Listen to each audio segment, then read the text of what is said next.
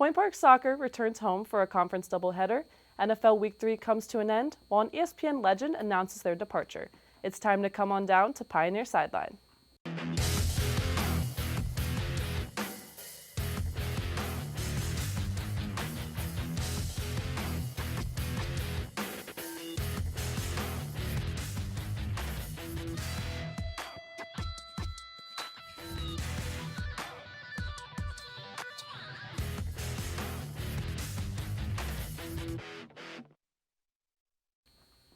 Good evening and welcome to Pioneer Sideline. I'm your host, Bryn Reese. It was homecoming weekend for the Pioneers, and the men's soccer team is making a name for themselves in the Mountain East Conference. Back at Highmark Stadium for a rainy day matchup, the Pioneers took on West Liberty University, a team searching for their first MEC win this season. Point Park students shut that dream down as the Pioneers managed a 2-1 come-from-behind win. Although the lightning struck before the game, an electric second period brought the Pioneers good fortune. After a scoreless first half, the Hilltoppers were the first to get on the board in the 54th minute. The Pioneers answered immediately as senior Bruno Lancelotti scored off the tying goal off an assist from Javier Morahan in the 55th minute. The deciding goal came from Ruben Kuipers, scoring his second this season. Point Park recorded 5 shots on target in the second, 2 of which were successful. Goalie David Ali racked up 4 saves in the half and 7 total. Now, to say that the Pioneers fought for this win is an understatement. The referees called a total of 20 fouls and 4 yellow cards against Point Park. These calls still weren't enough for the Hilltoppers to sneak past the Pioneers. This weekend's win puts Point Park at 3rd place in the MEC, and they return to their stomping grounds tonight to face number 6 West Virginia Wesleyan. Good luck, Pioneers! Switching gears to the women's team, Megan Lukic is joining us for an update on the first game of Saturday's doubleheader. Megan? Thanks, Bryn. The women's soccer team led off the homecoming doubleheader against West Liberty on Saturday at Highmark Stadium. A tight defensive effort from Point Park and solid goaltending from West Liberty led the teams to end the game in a 1-1 tie. The Hilltoppers goalkeeper Sienna Butera stopped 10 out of the 11 shots that she faced in her first start of the season. West Liberty took the early lead just 3.5 minutes into the game, but Point Park was able to hold them to only 2 shots on goal for the remainder of the match. Pioneer goalkeeper Frederike Rislarsdom, who was also making her first start of the season, was responsible for stopping both shots to keep the Hilltoppers to just 1 goal. Clara Bring finally answered for the Pioneers about 15 minutes into the second half on a goal that was assisted by team co-captain Vanessa Vasquez. With nearly 12 minutes left, an incoming storm forced the game into a weather delay for close to a half hour. The match was able to be completed following the delay, and each team added the tie to their records. The Pioneers now sit at 0-3-2 on the season and 0-2-1 against conference opponents. Following tonight's home matchup against Fairmont State, the Pioneers will play Salem on the road at 1:30 p.m. this Sunday. The match against Salem will be Point Park's first non-conference match since their 1-1 tie with Carnegie Mellon on September 12th. Going into Wednesday, Salem holds a record of 0-5 on their season, so they will be just as hungry for a win as Point Park. Back to you, Bryn. Thanks, Megan. When we come back, I'll be joined by a special guest that you do not want to miss. Stay tuned.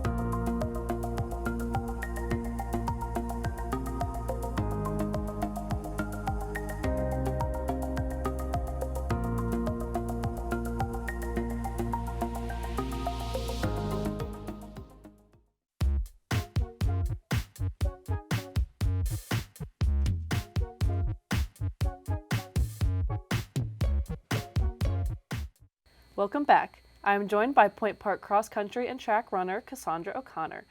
O'Connor was named MECU Women's Runner of the Week last week after placing 13th overall in the 5K at the Robert Morris Invitational. Her time of 18 minutes and 29.2 seconds ranks 4th in program history, and she has led the women's team in their last 2 meets. So first off, welcome. Welcome to Sideline. To kind of kick things off, I want you to tell me a bit about yourself, your year, your major, what brought you to Point Park. My name is Cassandra. I am a sophomore here at Point Park, and my degree is in aviation management. It's a new program here at Point Park, so I'm pretty excited to be the test run for the program. But yeah, I came to Point Park mostly for the athletics, and it's really close to my house, so I get the chance to commute, and yeah, so. Yeah, awesome. And then kind of going on to last year, I know we were competing in a different conference in the NAIA. What's kind of changed last year to this year now that we're in the NCAA? I definitely think that it gives us more of an opportunity to showcase our talents, and I think that Point Park is well deserving to be, I would say, promoted to this new division, and the NCAA is definitely a big step for us, and I think that we've handled it so far very well, and I know across all sports it's definitely deserving, and yeah, so I'm excited to see what not just track and field and cross country can do, but across the whole Point Park sports, what we can accomplish in this new division. Amazing.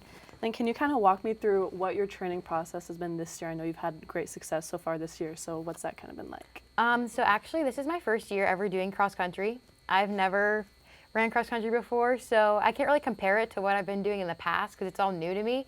But I just been trusting the coaches and the training plans that they set up for us, and I think that's a big reason why not just me, but our whole entire cross country team has been doing so well. Is just we've been trusting our coaches, putting in the effort, and I can tell you across the board, guys and girls, we've been showing up to practice with good attitudes and ready to work, ready to put in the miles, and just being around your teammates just makes training a lot better and easier.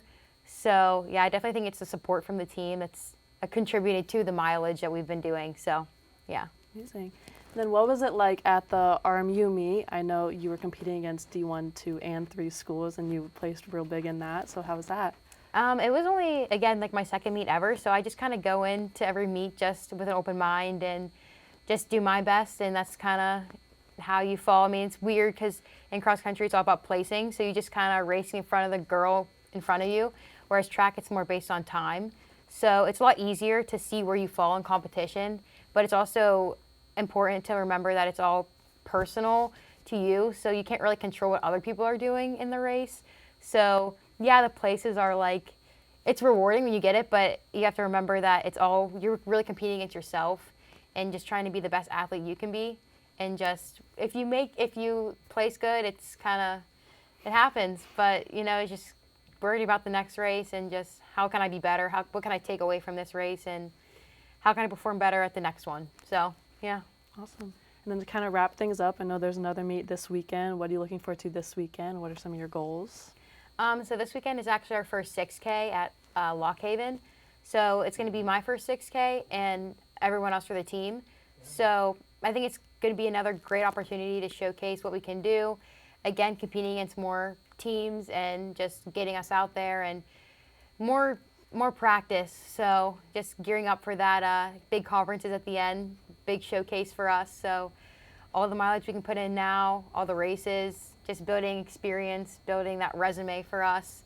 So yeah, I'm excited to see what me and my team can do, because cross country is a really big team sport. So it's not just about individuals, it's about the whole team. So I'm excited for us to see how we can do and how we can build from this next race. Amazing. Well, thank you so much, Cass, and good luck to you and the rest of the team at the Lock Haven Invitational this weekend. Now I'll be sending things over to Ryan Quinn to give us a Pittsburgh sports update. Ryan? Thanks, Bryn. The Pitt volleyball team continues their run as the #1 ranked team in NCAA Division I volleyball. They were ranked #1 in the first time in the program's history 2 weeks ago and are the only team in Division I to stay undefeated. The team is 9-0 and have yet to drop a set in those wins. Pitt's first conference game will be against Clemson this weekend. The Pittsburgh Pirates have found themselves in controversy after first baseman Rowdy Tellez was designated for assignment. Tellez was set for a $200,000 bonus if he reached 425 plate appearances for the Pirates. He was at 421 before the assignment. While the Pirates were out of playoff contention, the move angered fans as it was seen as a cheap move by the Pirates owner, Bob Nutting. Sitting now at 73 wins and 84 losses, the Pirates look to finish the season strong with series against the Brewers and the Yankees. The Pittsburgh Steelers continue their winning streak, defeating the Los Angeles Chargers 20-10 in their home opener. Justin Fields went 25 of 32 with 245 yards, 1 touchdown, and 1 interception. The touchdown was a 55-yard reception by Calvin Austin III, who is the leader in receiving yards with 95. The defense shined with 5 sacks and held the Chargers offense to -5 yards in the second half. Nick Herbig, who came in to start after Alex Highsmith had a groin injury during the game, got 2 of the 5 sacks for the defense. The Steelers now go back on the road to continue their undefeated run as they face off against the 1-2 Indianapolis Colts. Back to you at the desk, Bryn. Thanks, Ryan. When we come back, find out what else is happening in the sports world. Don't go anywhere.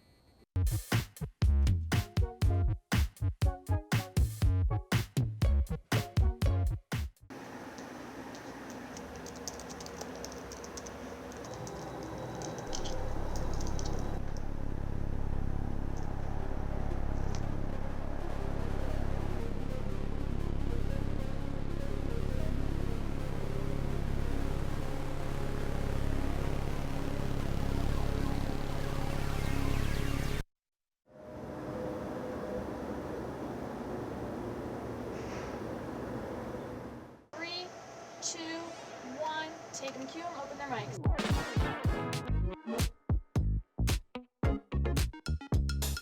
Today marked the 1-year anniversary of the Pittsburgh Post-Gazette strike. Point Park University just hosted a campus-wide meeting. Plans for the rapid transit bus line are not set to conclude until 2025.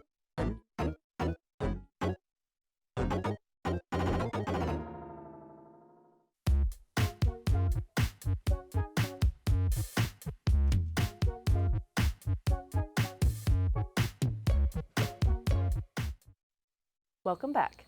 Now we have Gabe Ebersol with an update on the NFL season. Gabe? Thanks, Bryn. The NFL gave fans plenty of action in Week 3, filled with great rookie play and some teams grabbing their first wins of the season. A team checking both of those boxes this weekend was the New York Giants. Behind LSU rookie receiver Malik Nabers' 2 touchdown grabs, Giants went into Cleveland and upset the Browns 21-15. The Giants' defense forced and recovered 2 fumbles off of Browns quarterback Deshaun Watson in the victory. A storyline heading into Week 3 was the youth at Signal Caller, with 22-year-old Anthony Richardson's Colts taking on 21-year-old Caleb Williams' Bears. The lack of experience showed throughout the contest, both quarterbacks tossing a pair of INTs. But it was Jonathan Taylor's 110 rushing yards and 2 touchdowns that would be the X factor for Indy, scrapping to a 21-16 win despite Williams' 363 yards passing. Rookie Bears receiver Rome Odunze also recorded his first 100-yard game and touchdown of his career. The Philadelphia Eagles were able to avoid disaster after continuously leaving points off the board while turning the ball over on downs in the first half. But Saquon Barkley showed he's ready to contribute to Philly, taking 17 carries for 147 yards and 2 fourth-quarter touchdowns. Tight end Dallas Goedert also had a game, 10 catches for 170 yards, in the 15-12 victory that handed the Saints the first loss of this year. Derrick Henry bulldozed through the Dallas Cowboys for 151 yards and a pair of touchdowns to get Baltimore in the win column. Reigning MVP Lamar Jackson attempted just 15 passes, completing 12 for 182 and a touchdown with 87 yards and a score on the ground. The Rams rallied to put the defending NFC champion Niners behind the 8 ball even farther. A stunning fourth-quarter comeback fueled by Kyren Williams' 3 touchdowns. The last one sealing the 27-24 win, LA overcame near-flawless performances from Brock Purdy and Jawan Jennings to take this divisional matchup. The Chiefs stand tall on 4th and inches to win on Sunday night over the Atlanta Falcons, staying undefeated on the season. Rashee Rice caught a dozen of Patrick Mahomes' 39 pass attempts on the night, going for 110 yards and a touchdown in the 22-17 win.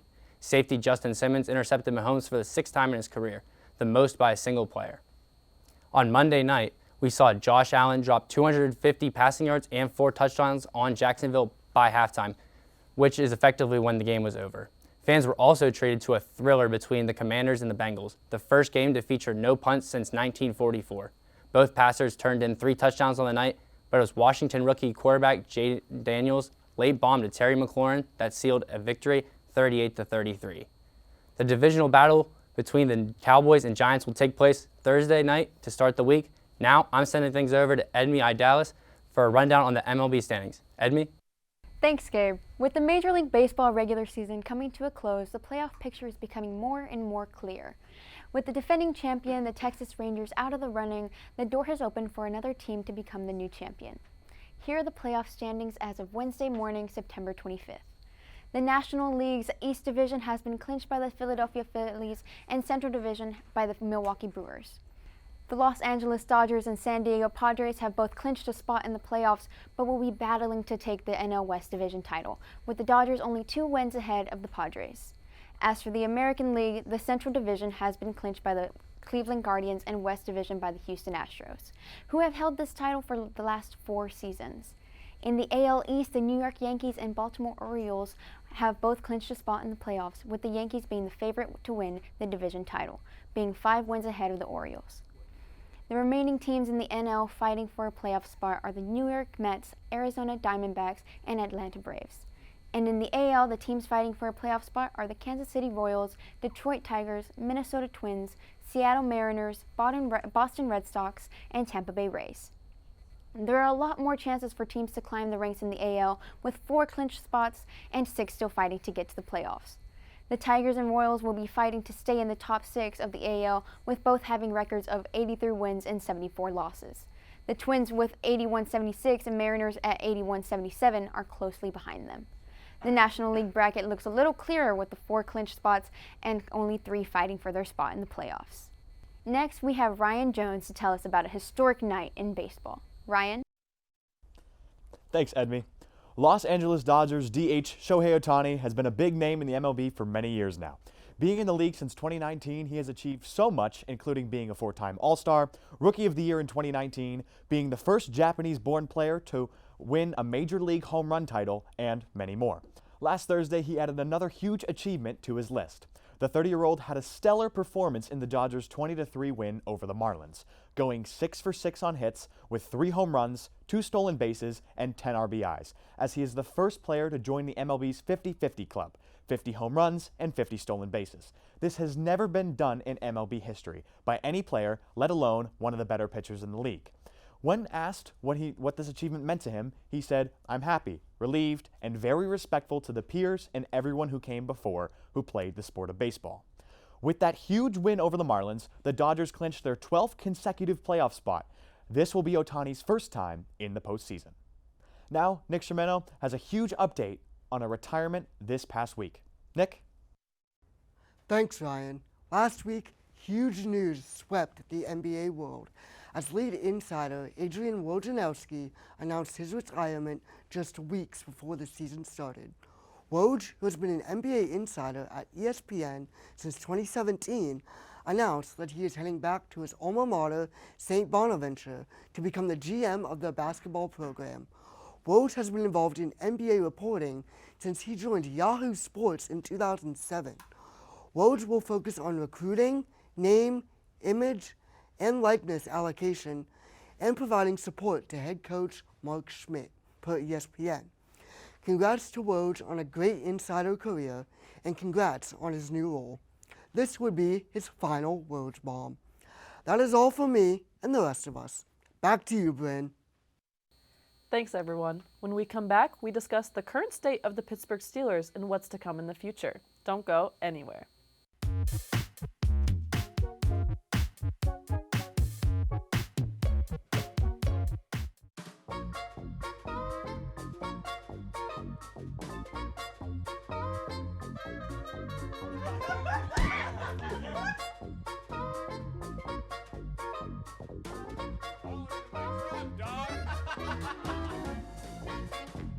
It's a tough crowd.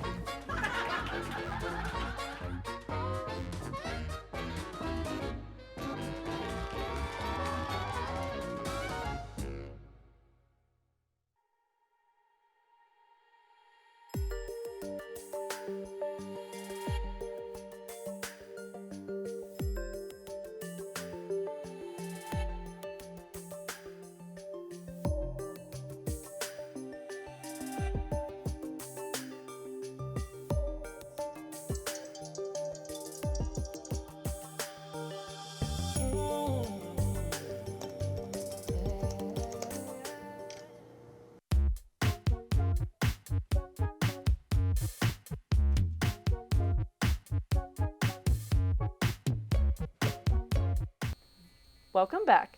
The Steelers season is off to a strong start with a 3-0 record. With this being said, is it time to start calling them legitimate big game contenders? Today, I'm joined by Alex, Ryan, Isaac, and Nick to discuss this. Now, I'm going to open up the floor. Do we think it's different this year? Do we think they are legitimate contenders? I do not. I mean, again, we scored 4 touchdowns in 3 games against a team that lost their right tackle, their starting quarterback, and their big-time outside linebacker. We scored, 2 touchdowns for the first time since halfway through last season. So, and then let's go the week before that. We played a struggling Denver team. And then the week before that, we played a new head coach, new offensive coordinator, and a new defensive coordinator, and we barely won that game as well. So, again, this is the same old Steelers. We're going to do the same thing we did last year into this year, and we're not going to make the playoffs this year because, again, that late season, I mean, I like our defense. Yes, I get it. We're doing very well in defense, but we got to score points with the defense, and when we're playing teams like Kansas City, the Eagles, and then our division, we're not going to be able to keep up on a shootout if it gets to a shootout. So that's where our season's going to fall apart. All right. Anyone have anything to combat that? Or I believe you're wrong, and here's why. The Steelers, of course, with their offseason, did a remarkable job, especially with Omar Khan under general manager. We fixed the quarterback problem with Justin Fields and Russell Wilson now under quarterback. We have a wide receiver now, George Pickens. We got rid of Johnson because of the amount of times he completely dropped the ball. We have Calvin Austin now at the slot, which he should have been and to begin with. He is fast. We have Van Jefferson, who's an elite wide receiver, veteran at most. And then we have, of course, Roman Wilson, who is now our rookie wide receiver, unfortunately, who is injured, but should be playing next game. Now you look at the linebacker position for our defense, it's been fixed. Patrick Queen now getting that beautiful signing from the Ravens. And we also still have Eldon Roberts and Cole Holcomb. We also have our safety has been fixed. We have Deshaun Elliott now at safety. We have Dante Jackson at corner, our first corner, which being Joey Porter Jr. We have Corey Trice Jr., who also got an interception at the Falcons game. And if you look at everything else that has been fixed during the offseason, it's pretty much straightforward that we have a winning chance of making it to the big game. Okay, but I'm going to ask you this. Just watching them, do they look any better than last year to you? Any better? Do they look any better? Yes. Okay, explain. Go ahead, explain. They have more games with 400-plus yards. Okay, again, we have games with yards, but what do you need with yards? Touchdowns. What haven't we not done? Scored touchdowns. When we played Atlanta, we only scored field goals.